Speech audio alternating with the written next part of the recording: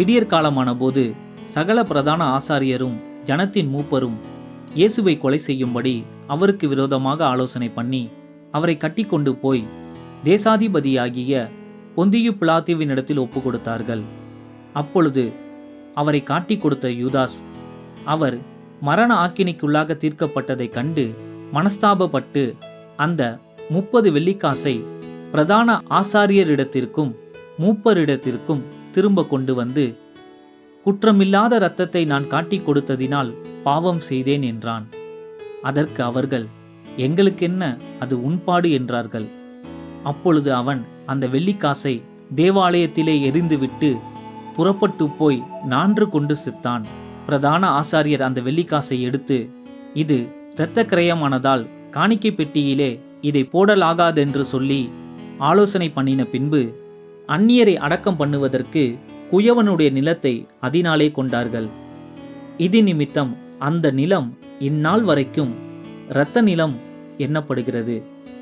இஸ்ரவேல் புத்திரரால் மதிக்கப்பட்டவருக்கு கிரயமாகிய 30 வெள்ளிக்காசை அவர்கள் எடுத்து, கர்த்தர் எனக்கு கற்பித்தபடி குயவனுடைய நிலத்திற்காக அதை கொடுத்தார்கள் என்று எரேமியா தீர்க்கதரிசியால் உரைக்கப்பட்டது அப்பொழுது நிறைவேறிற்று. இயேசு தேசாதிபதிக்கு முன்பாக நின்றார். தேசாதிபதி அவரை நோக்கி, நீ யூதருடைய ராஜாவா என்று கேட்டான். அதற்கு இயேசு, நீர் சொல்லுகிறபடிதான் என்றார்.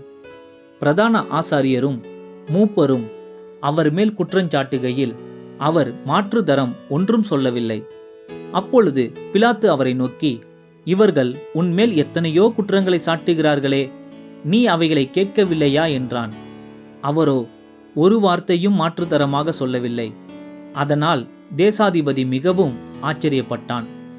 காவல் பண்ணப்பட்டவர்களில் எவனை விடுதலையாக்க வேண்டுமென்று ஜனங்கள் கேட்டுக்கொள்வார்களோ அவனை அவர்களுக்காக விடுதலையாக்குவது பண்டிகை தோறும் தேசாதிபதிக்கு வழக்கமாயிருந்தது. அப்பொழுது காவல் பண்ணப்பட்டவர்களில் பரபாஸ் எண்ணப்பட்ட பேர் போன ஒருவன் இருந்தான். பொறாமையினாலே அவரை ஒப்பு கொடுத்தார்கள் என்று பிலாத்து அறிந்து அவர்கள் கூடியிருக்கையில் அவர்களை நோக்கி, எவனை நான் உங்களுக்கு விடுதலையாக்க வேண்டுமென்று இருக்கிறீர்கள், பரபாசையோ கிறிஸ்து எனப்படுகிற இயேசுவையோ என்று கேட்டான்.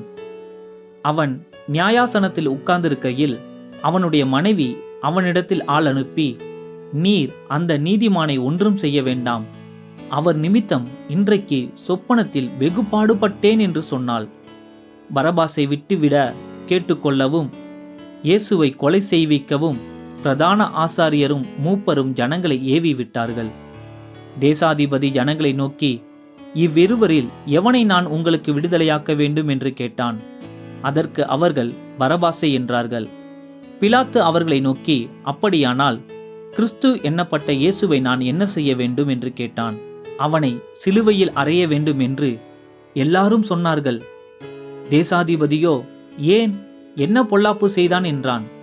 அதற்கு அவர்கள், அவனை சிலுவையில் அறைய வேண்டும் என்று அதிகமாய் கூக்குரலிட்டு சொன்னார்கள். கலகம் அதிகமாகிறதே அல்லாமல் தன் பிரயத்தனத்தினாலே பிரயோஜனமில்லை என்று பிலாத்து கண்டு தண்ணீரை அள்ளி ஜனங்களுக்கு முன்பாக கைகளை கழுவி, இந்த நீதிமானுடைய இரத்த பலிக்கு நான் குற்றமற்றவன், நீங்களே பார்த்து கொள்ளுங்கள் என்றான். அதற்கு ஜனங்கள் எல்லாரும், இவனுடைய இரத்த பலி எங்கள் மேலும் எங்கள் பிள்ளைகள் மேலும் இருப்பதாக என்று சொன்னார்கள். அப்பொழுது அவன் பரபாசை அவர்களுக்காக விடுதலையாக்கி இயேசுவையோ வாரினால் அடிப்பித்து சிலுவையில் அறையும்படிக்கு ஒப்பு கொடுத்தான்.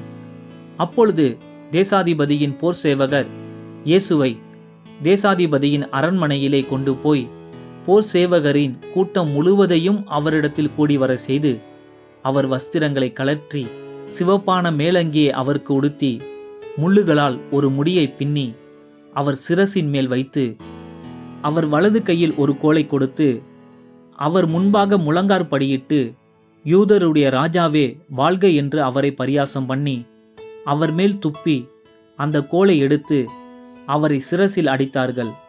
அவரை பரியாசம் பண்ணின பின்பு அவருக்கு உடுத்தின மேலங்கியை கழற்றி அவருடைய வஸ்திரங்களை அவருக்கு உடுத்தி அவரை சிலுவையில் அறையும்படி கொண்டு போனார்கள். போகையில் சீரனே ஊரானாகிய சீமோன் எனப்பட்ட ஒரு மனுஷனை அவர்கள் கண்டு அவருடைய சிலுவையை சுமக்கும்படி அவனை பலவந்தம் பண்ணினார்கள். கபாலஸ்தலம் என்று அர்த்தம் கொள்ளும் கொல்கோதா என்னும் இடத்துக்கு அவர்கள் வந்தபோது கசப்பு கலந்த காடியை அவருக்கு குடிக்க கொடுத்தார்கள். அவர் அதை ருசி பார்த்து குடிக்க மனதில்லாது இருந்தார். அவரை சிலுவையில் அறைந்த பின்பு அவர்கள் சீட்டு போட்டு அவருடைய வஸ்திரங்களை பங்கிட்டு கொண்டார்கள். என் வஸ்திரங்களை தங்களுக்குள்ளே பங்கிட்டு என் உடையின் பேரில் சீட்டு போட்டார்கள் என்று தீர்க்கதரிசியால் உரைக்கப்பட்டது நிறைவேறும்படி இப்படி நடந்தது. அவர்கள் அங்கே உட்கார்ந்து அவரை காவல் காத்து கொண்டிருந்தார்கள். அன்றியும் அவர் அடைந்த ஆக்கினையின் முகாந்திரத்தை காண்பிக்கும் பொருட்டு, இவன் யூதருடைய ராஜாவாகிய இயேசு என்று எழுதி அவர் சிரசுக்கு மேலாக வைத்தார்கள். அப்பொழுது அவருடைய வலது பக்கத்தில் ஒருவனும் அவருடைய இடது பக்கத்தில் ஒருவனுமாக 2 கள்ளர் அவரோடே கூட சிலுவைகளில் அறையப்பட்டார்கள். அந்த வழியாய் நடந்து போகிறவர்கள் தங்கள் தலைகளை துலுக்கி, தேவாலயத்தை இடித்து 3 நாளைக்குள்ளே கட்டுகிறவனே, உன்னை நீயே ரட்சித்துக்கொள், நீ தேவனுடைய குமாரனானால் சிலுவையிலிருந்து இறங்கி வா என்று அவரை தூஷித்தார்கள்.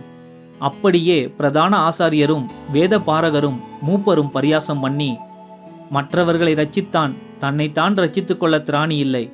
இவன் இஸ்ரவேலின் ராஜாவானால் இப்பொழுது சிலுவையில் இருந்து இறங்கி வரட்டும், அப்பொழுது இவனை விசுவாசிப்போம்.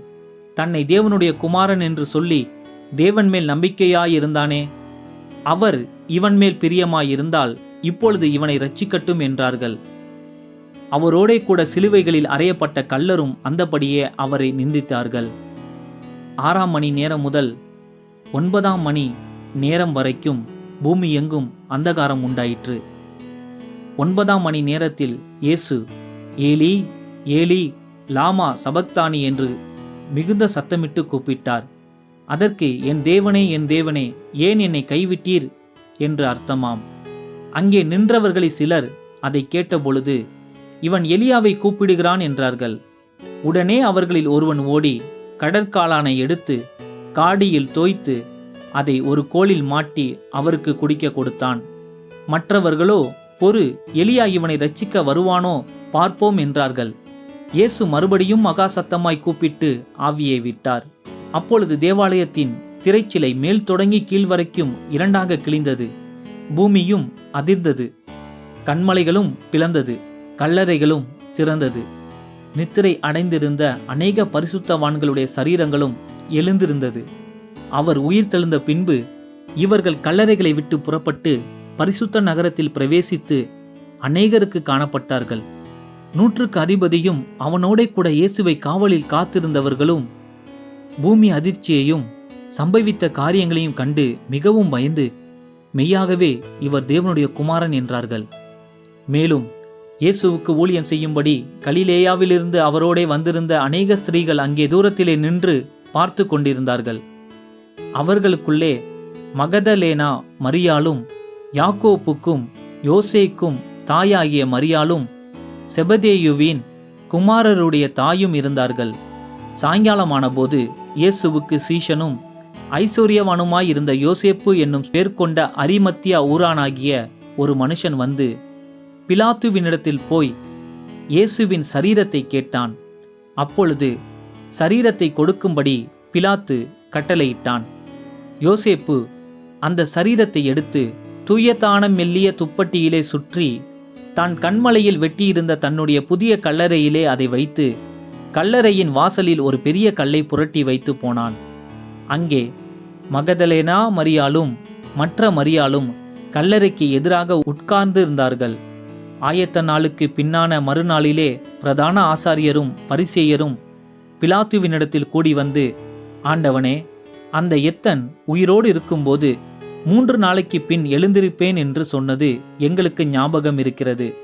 ஆகையால் அவனுடைய சீஷர்கள் ராத்திரியிலே வந்து அவனை களவாய் கொண்டு போய் மரித்தோரிலிருந்து எழுந்தான் என்று ஜனங்களுக்கு சொல்லாதபடிக்கும், முந்தின எத்தை பார்க்கிலும் பிந்தின எத்து கொடிதாகாதபடிக்கும் நீர் 3 நாள் வரைக்கும் கல்லறையை பத்திரப்படுத்தும்படி கட்டளையிட வேண்டும் என்றார்கள். அதற்கு பிலாத்து, உங்களுக்கு காவல் சேவகர் உண்டே, போய் உங்களால் கூடிய மட்டும் பத்திரப்படுத்திக் கொள்ளுங்கள் என்றான். அவர்கள் போய் கல்லுக்கு முத்திரை போட்டு காவல் வைத்து கல்லறையை பத்திரப்படுத்தினார்கள்.